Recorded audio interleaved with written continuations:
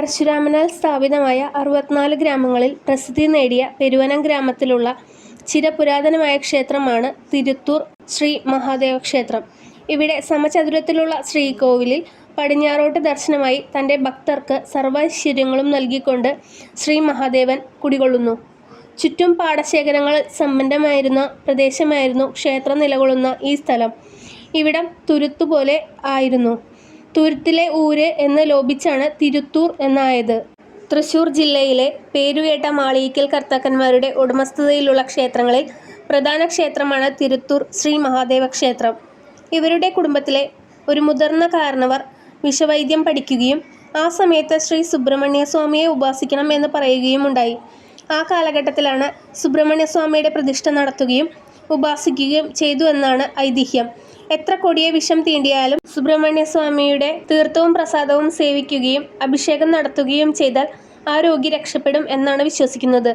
അതുപോലെ വിഘ്നവിനാശകനായ ഗണപതി ഭഗവാൻ കന്നിമൂലയിൽ അഭിഷ്ടവരദായകനായി കുടികൊള്ളുന്നു. ബാലഗണപതിയാണ് എന്നാണ് സങ്കല്പം.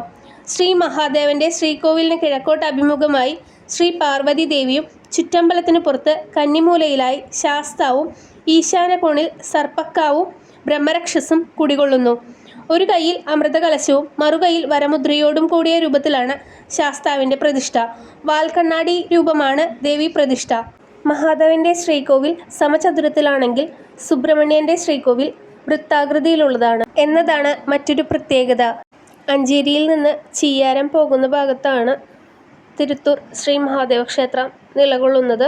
ഈ ക്ഷേത്രത്തെക്കുറിച്ച് എനിക്കിങ്ങനൊരു വീഡിയോ ഇടാൻ സാധിച്ചത് വളരെ ഒരു ഭാഗ്യമായിട്ട് ഞാൻ കരുതുന്നു.